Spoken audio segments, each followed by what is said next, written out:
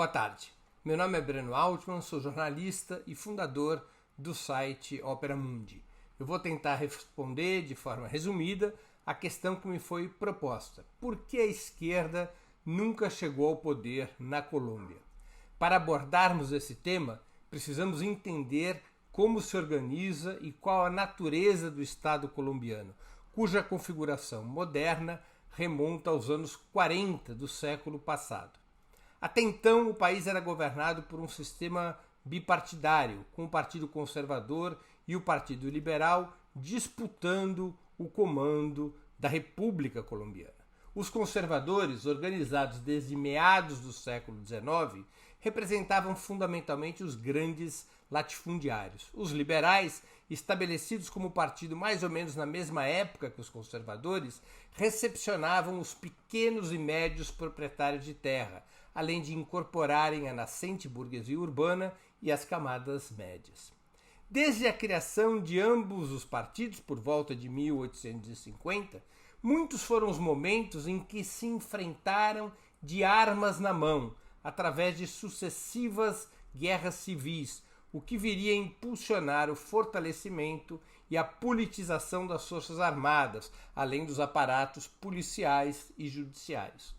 Cada vez que um desses partidos chegava ao governo, tratava de montar um sistema militar que lhe desse sustentação, em condições de defender o poder através da violência. Essa violência que expressava o conflito entre o grande capital agrário, vinculado à aliança entre conservadores, a igreja e a maioria do generalato, e o bloco formado por camponeses e pequenos burgueses urbanos, articulado pelos liberais e apoiado pela média oficialidade do exército.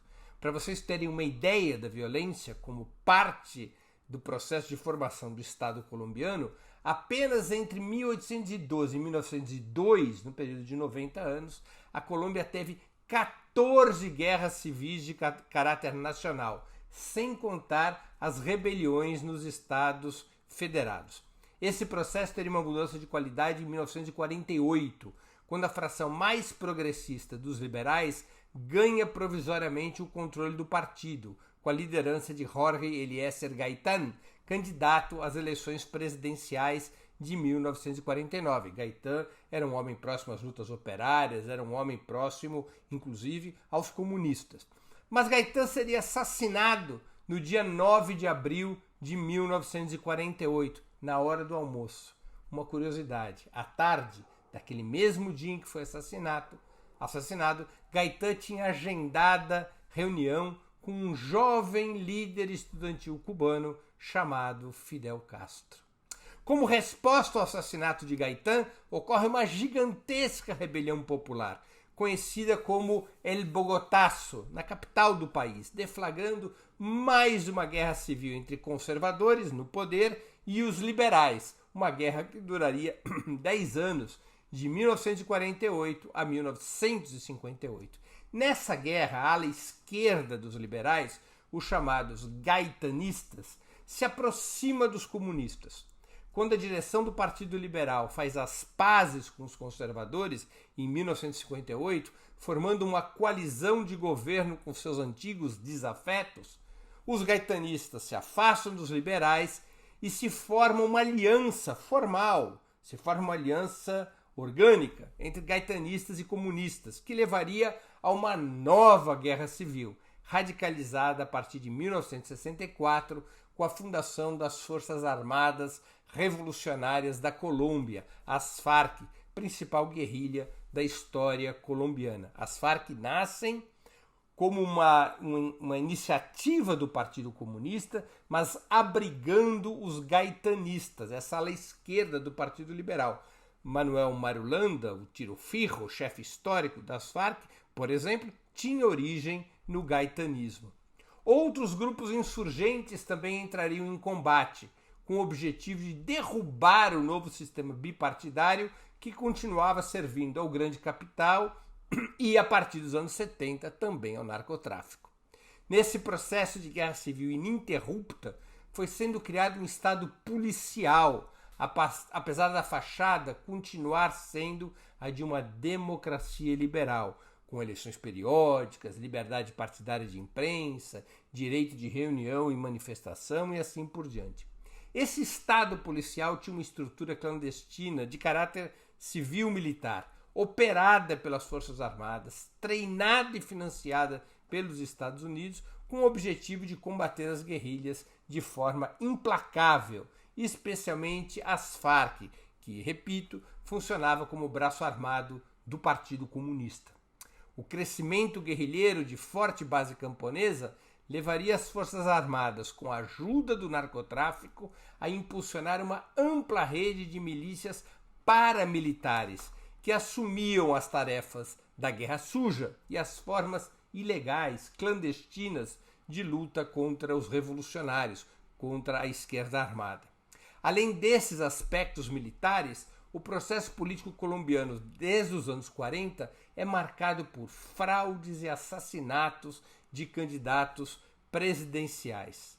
Além do atentado fatal contra o liberal Luiz Carlos Galán em 1989, supostamente promovido pelo cartel de Medellín de Pablo Escobar, foram liquidados no ano seguinte Bernardo Jaramillo, da União Patriótica, que era a coalizão liderada pelo PC e pelas Farc nos anos 80, e Carlos Pizarro, ex-líder do movimento 19 de junho, mesma organização, o M19, mesma organização guerrilheira a qual pertencia o atual candidato de esquerda à presidência colombiana, Gustavo Petro. Um outro líder da União Patriótica, Jaime Pardo Leal, também candidato presidencial, tinha sido assassinado em 1987.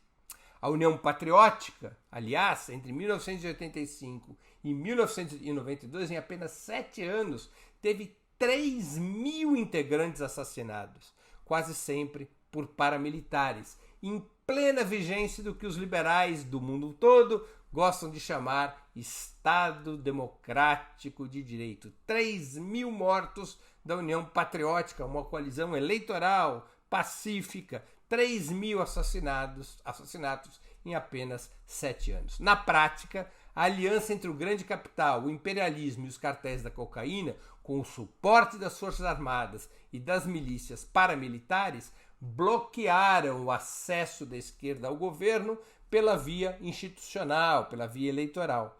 Por outro lado, a via armada esbarrou na insuficiência de força militar e na pouca presença dos grupos insurgentes nas grandes cidades.